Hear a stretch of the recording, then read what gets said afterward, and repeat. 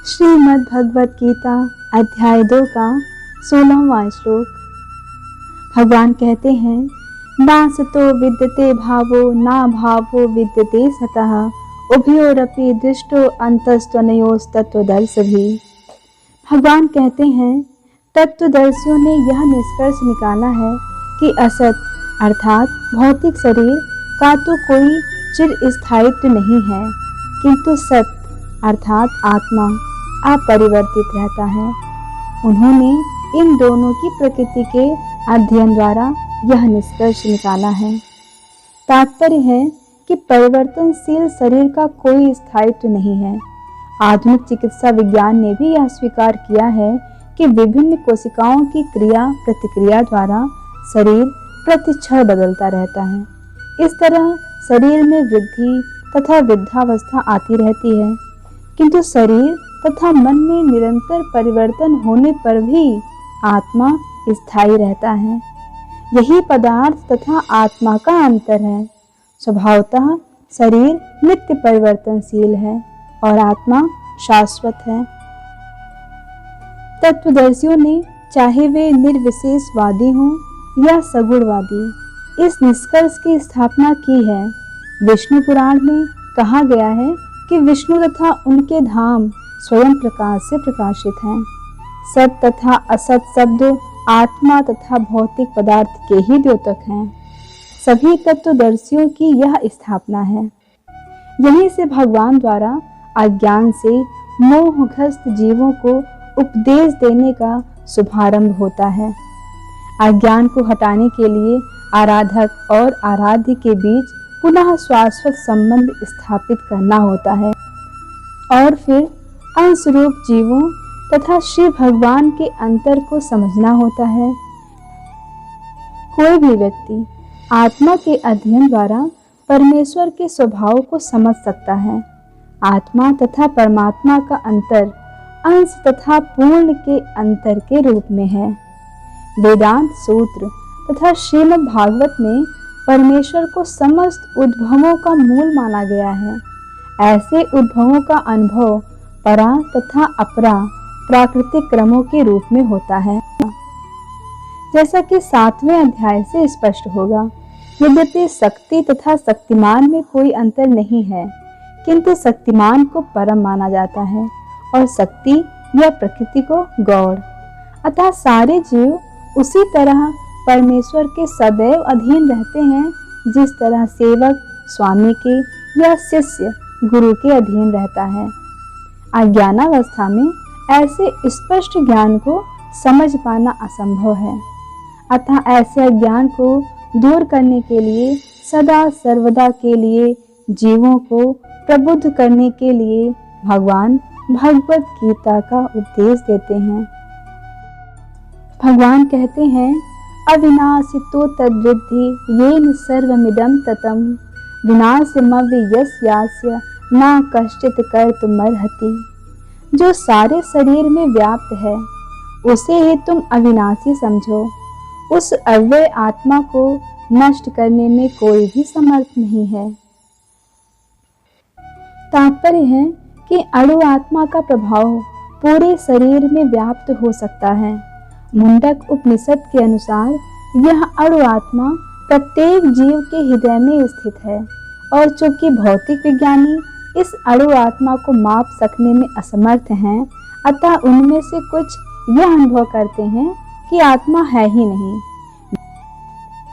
व्यष्टि आत्मा तो निस्संदेह परमात्मा के साथ साथ हृदय में है और इसीलिए शारीरिक गतियों की सारी शक्ति शरीर के इसी भाग से उद्भूत है। अतः जब आत्मा इस स्थान से निकल जाता है तो रक्तोत्पादक संलयन बंद हो जाता है। औषधि विज्ञान लाल रक्त कणों की महत्ता को तो स्वीकार करता है, किंतु वह यह निश्चित नहीं कर पाता कि शक्ति का स्रोत आत्मा है।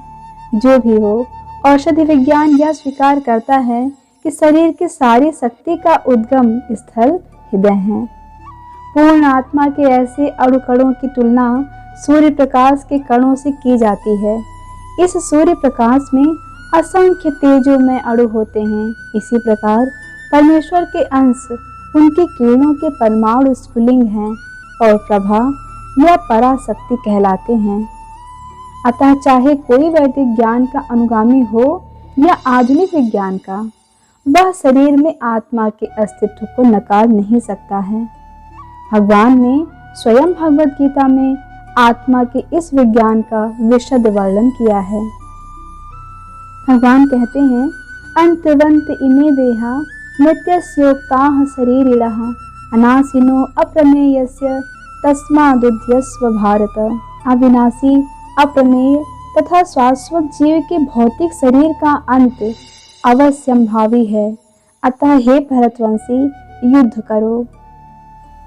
भगवान कहते हैं, यम एनम वेत्ति हंतारम यश्चैनम मन्यते हतम उभौ तो ना विजानीतो नायम हंति ना हन्यते।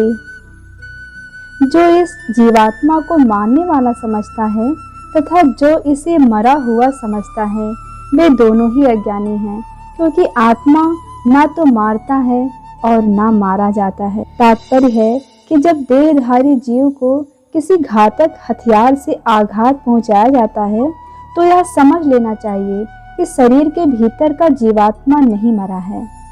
आत्मा इतना सूक्ष्म है कि इसे किसी तरह के भौतिक हथियार से मार पाना असंभव है। जैसा कि अगले श्लोकों से स्पष्ट हो जाएगा, ना ही जीवात्मा अपने आध्यात्मिक स्वरूप के कारण बद्धी है, जिसे मारा जाता है, और जिसे मरा हुआ समझा जाता है वह केवल शरीर होता है। किंतु इसका तात्पर्य शरीर के वध को प्रोत्साहित करना नहीं है, वैदिक आदेश है। अतः किसी भी जीव के शरीर की अनाधिकार हत्या करना निंद्य है और राज तथा भगवत विधान के अनुसार दंडनीय है। किंतु अर्जुन को तो धर्म के नियमानुसार मारने के लिए नियुक्त किया जा रहा था, किसी पागलपनवश में नहीं। भगवान कहते हैं, ना जायते म्रियते वा कादाचि त्रायं भूत्वा भविता वा न भूयः अजो नित्यः शाश्वतो अयं पुराणो ना हन्यते हन्यमाने शरीरे। आत्मा के लिए किसी भी काल में ना तो जन्म है ना मृत्यु, वह ना तो कभी जन्मा है ना जन्म लेता है और ना जन्म लेगा। वह अजन्मा, नित्य, शाश्वत तथा पुरातन है। शरीर के मारे जाने पर वह मारा नहीं जाता। भगवान कहते हैं, वेदा विनाशिनम नित्यम या एन मजमव्ययम कथम सा पुरुषः पार्थ कम घातयति हन्ति कम। हे पार्थ, जो व्यक्ति यह जानता है कि आत्मा अविनाशी, अजन्मा, शाश्वत तथा अव्यय है, वह भला किसी को कैसे मार सकता है या मरवा सकता है।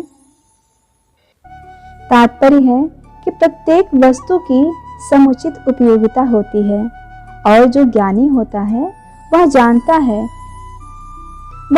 है कि किसी वस्तु का कहाँ और कैसे प्रयोग किया जाए। इसी प्रकार हिंसा की भी अपनी उपयोगिता है और इसका उपयोग इसे जानने वाले पर निर्भर करता है।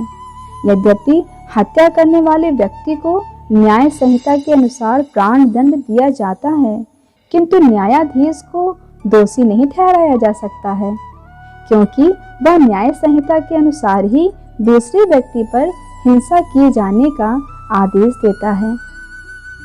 मनुष्यों के विधि ग्रंथ मनु संहिता में इसका समर्थन किया जाता है कि हत्यारे को प्राण दंड देना चाहिए, जिससे उसे अगले जीवन में अपना पाप कर्म भोगना न पड़े। अतः राजा द्वारा हत्यारे को फांसी का दंड एक प्रकार से लाभप्रद है। इसी प्रकार जब कृष्ण युद्ध करने का आदेश देते हैं तो यह समझना चाहिए कि यह हिंसा परम न्याय के लिए है, और इस तरह अर्जुन को इस आदेश का पालन यह समझकर करना चाहिए कि कृष्ण के लिए किया गया युद्ध हिंसा नहीं है, क्योंकि मनुष्य या दूसरे शब्दों में आत्मा को मारा नहीं जा सकता। अतः न्याय के हेतु तथाकथित हिंसा की अनुमति है। शल्य क्रिया का प्रयोजन रोगी को मारना नहीं, अपितु उसी को स्वस्थ करना होता है। अतः कृष्ण के आदेश पर अर्जुन द्वारा किए जाने वाला युद्ध पूरे ज्ञान के साथ हो रहा है। उससे पाप फल की संभावना नहीं है। हरे कृष्ण कृष्ण कृष्ण हरे हरे, हरे राम राम राम हरे हरे।